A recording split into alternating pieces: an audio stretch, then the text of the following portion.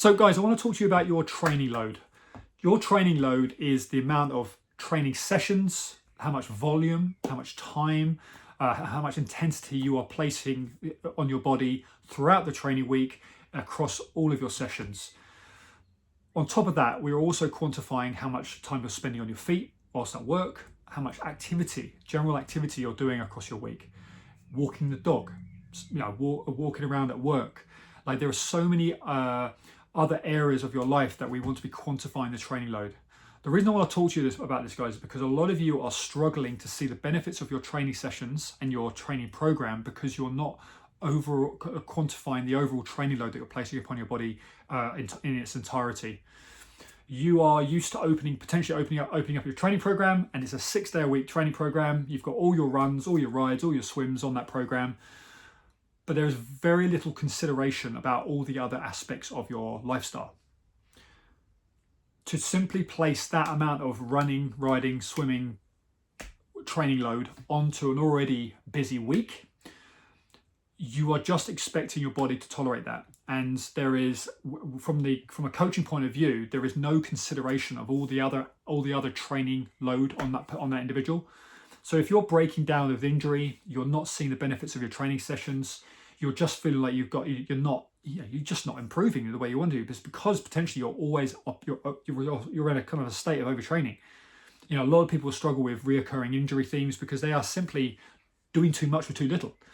When you think about how much training load you're doing, you're just thinking about the running sessions. You're not thinking about the other levels of activity, the other levels of output you have. For instance, you've got those 6 days a week of running, riding, swimming sessions, but on top of that, you're also squeezing in your S&C sessions, a couple of S&C sessions. You're also, on top of that, you're doing 15,000 steps a day. Working with medical professionals, working with teachers, working with people in retail. They do a lot of steps. A lot of people on top of that have dogs. They're very active in their downtime. Again, huge amounts of kind of step count.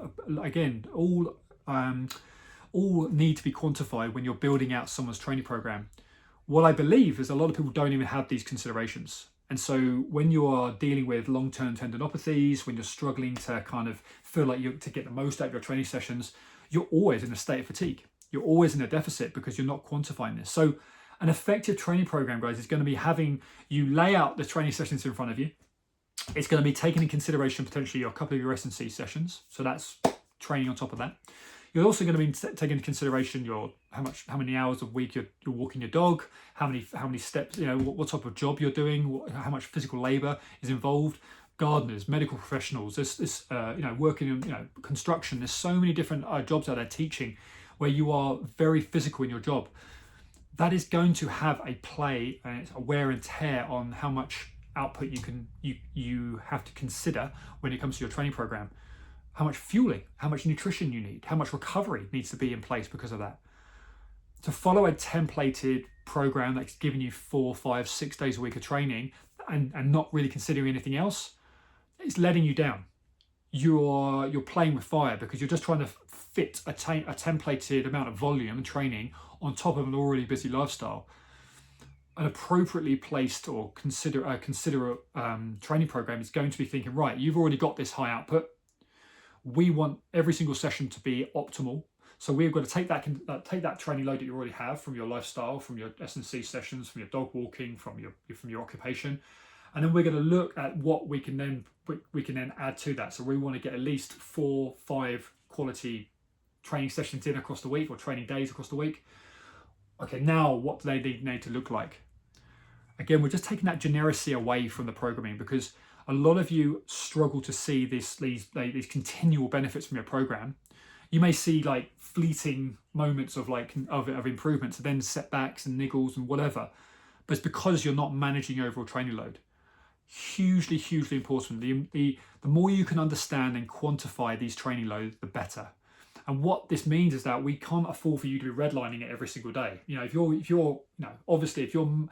your output is high all the time, your body is just going to break. It's like anything. If you just keep redlining anything, if you're just putting excessive volume and load through your body all the time, what we want is this lovely kind of deloading pattern where you'll kind of have these nice quality peaks throughout the week, big training days essentially, but then you're going to have these deloading days throughout the week where the focus is elsewhere, but you're allowing your body that systematic opportunity to replenish, for protein resynthesis, for glycogen replenishment, for quality sleep, whatever.